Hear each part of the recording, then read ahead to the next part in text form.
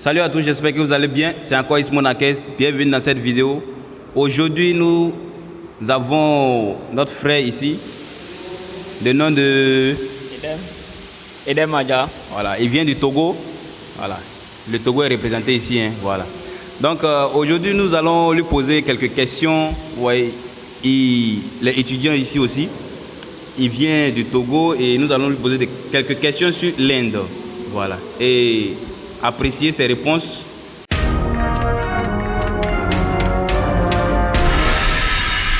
Donc c'est parti. Voilà. Monsieur Eden Adja. Voilà. Pouvez-vous présenter un peu de détails ici, vous, comment c'est rentré, c'est sorti ici, vous voyez, non? Ok, moi, bon, simplement, je me nomme Edem Adja et je viens du Togo aussi, d'un pays francophone comme mon frère Ismo Nakes de la Côte d'Ivoire. Ah, yes. Donc, on a fait tous nos études dans des pays francophones. Bon, j'ai fait mon lycée et après mon lycée, j'ai eu mon bac en 2016-2017. Donc j'ai commencé notre université de Lomé.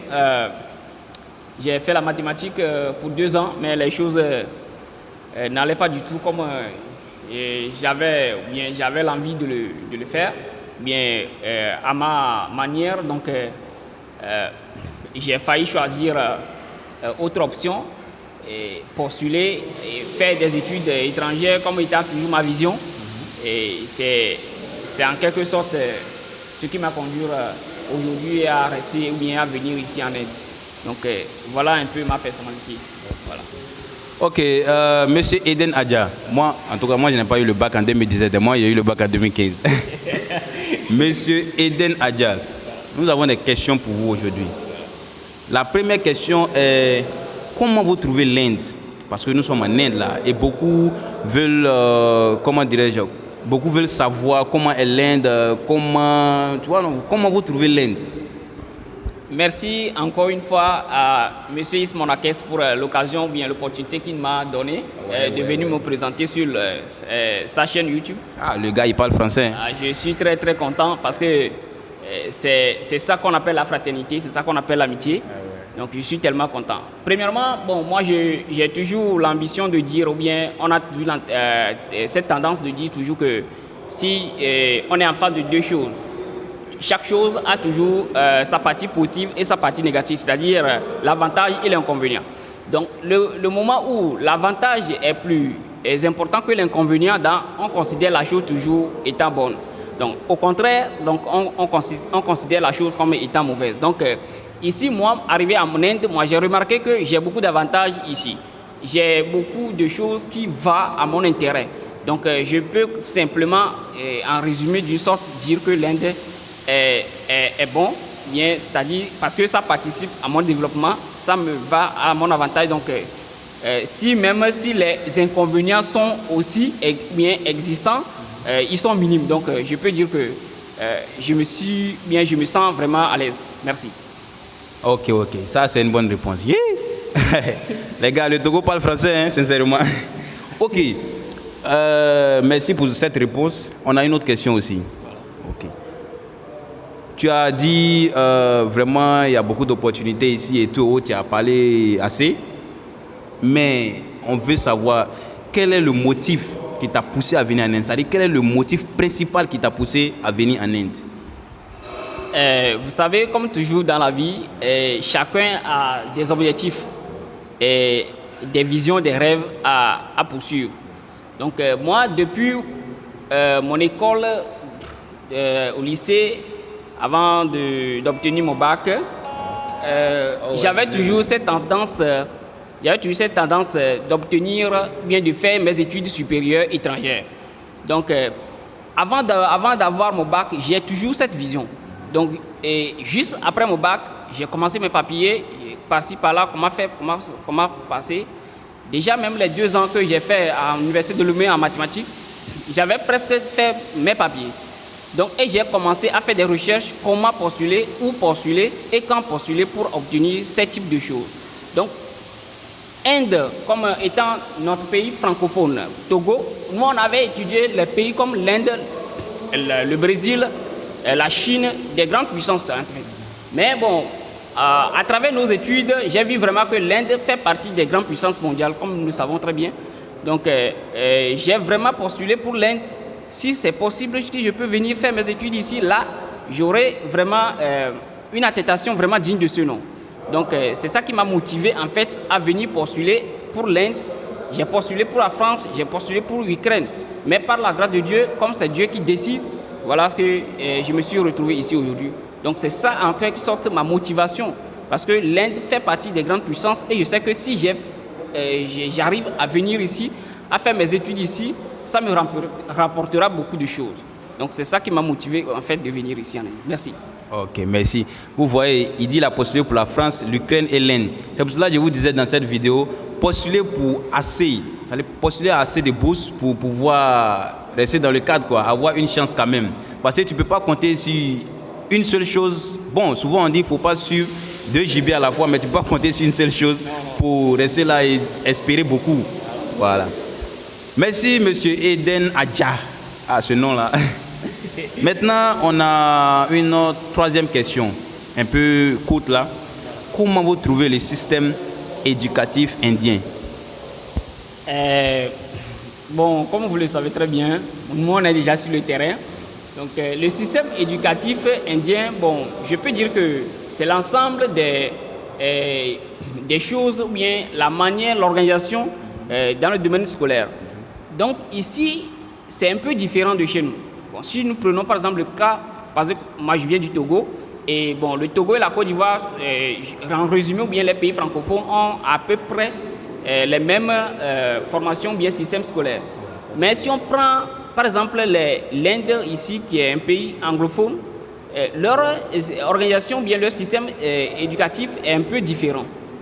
C'est un peu différent dans quelle sorte? Bon, au fait, je peux dire que nous, pour eux-mêmes, c'est bon.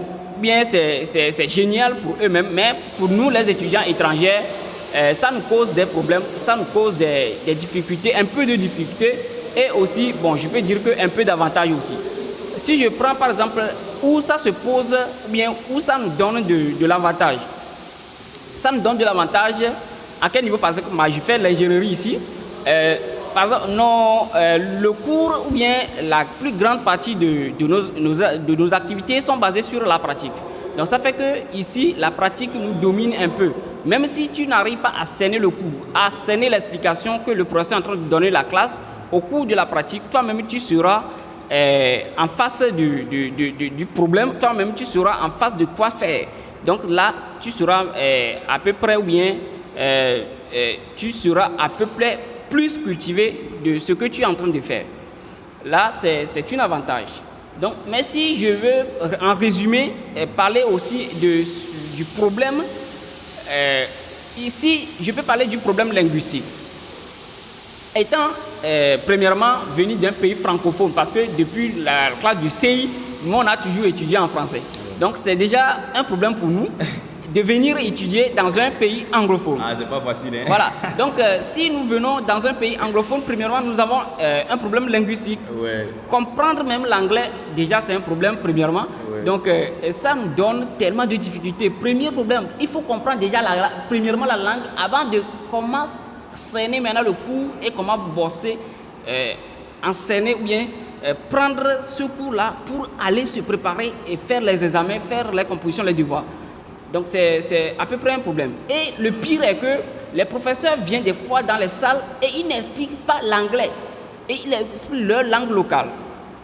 Peut-être hindou, peut-être télougou. Parce que les gens du sud ici, ils aiment trop télougou que les gens du nord qui aiment hindou.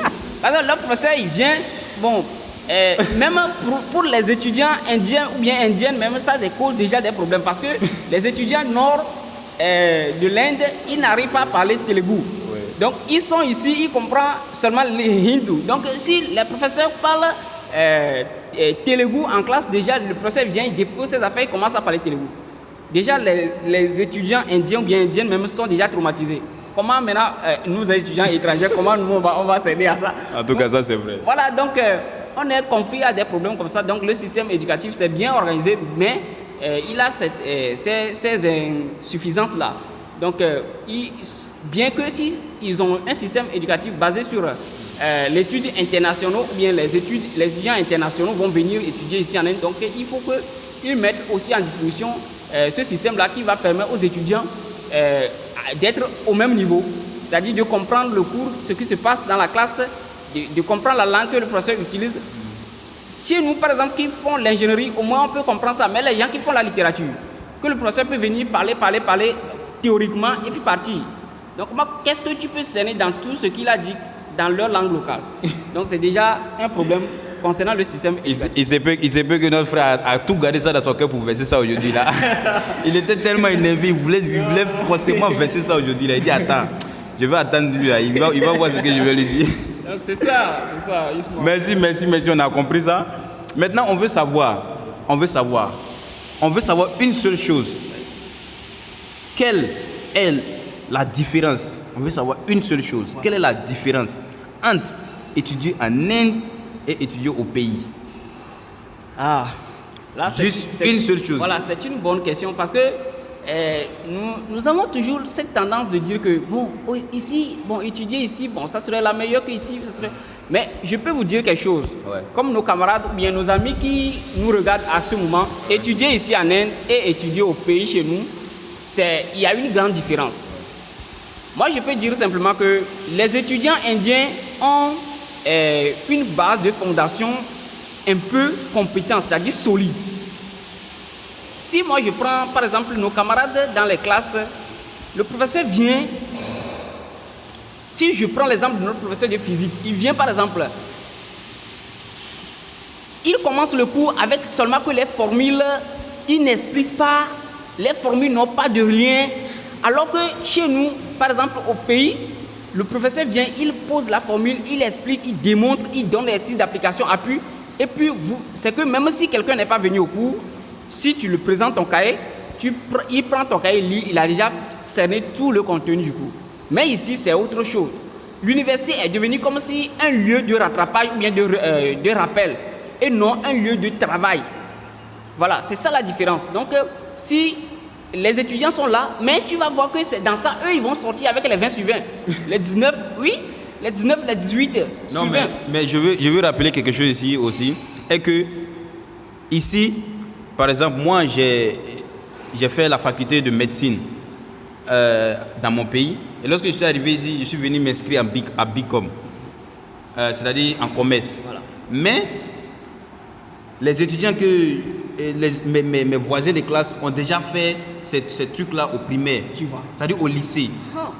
C'est-à-dire lorsque tu continues ta filière, voilà. Tu fais pas BICOM et tu t'en vas faire une autre filière. C'est ça qui est le problème ici. Voilà. Moi, j'ai fait autre filière au pays et je suis venu ici continuer en BICOM. Donc, il y a des thèmes qui me compliquent comme l'accounting et quelque chose comme ça. Mais bon. Donc, c'est ça. Donc, les étudiants sont tellement performants déjà dans tout ça avant de venir. Mais nous, c'est le contraire chez nous. C'est peut-être le jour là même que tu vas avoir la première vision sur cette formule-là. Et c'est en ce moment tu vas chercher comment développer ça, comment détailler ça, comment appliquer ça. Mais le professeur, les étudiants indiens ou bien indiennes ont déjà toutes ces informations-là. Donc, eux, ils prennent seulement et puis ça passe pas.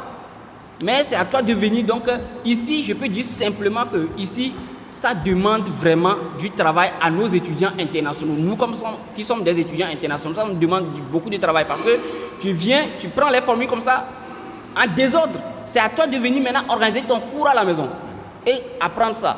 Donc, tu as besoin vraiment du travail.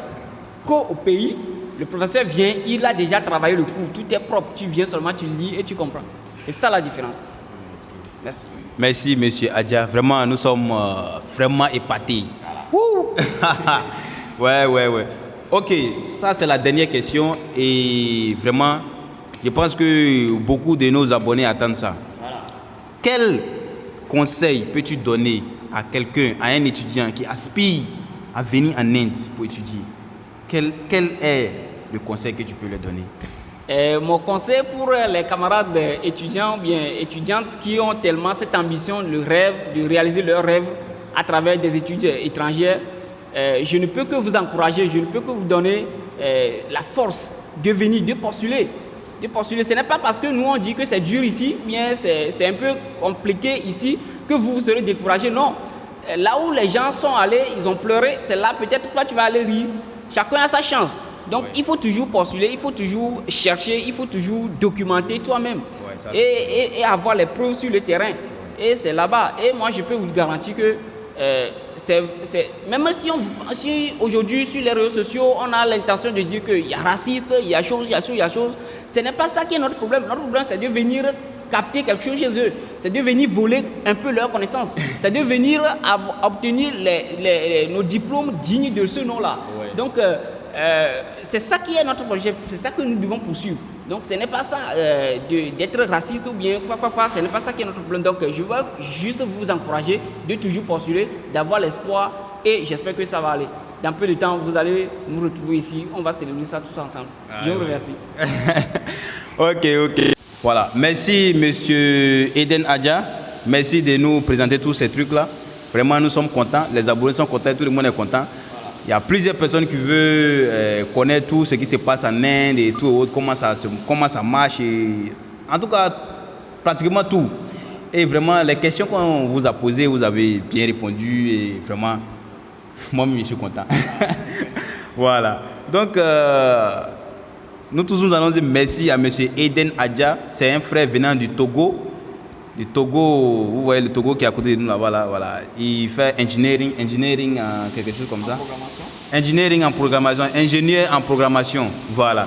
En tout cas, c'est engineering quelque chose là-bas comme ça. Voilà. Donc, merci à tous. Merci à tous de regarder cette vidéo, de cliquer sur cette vidéo.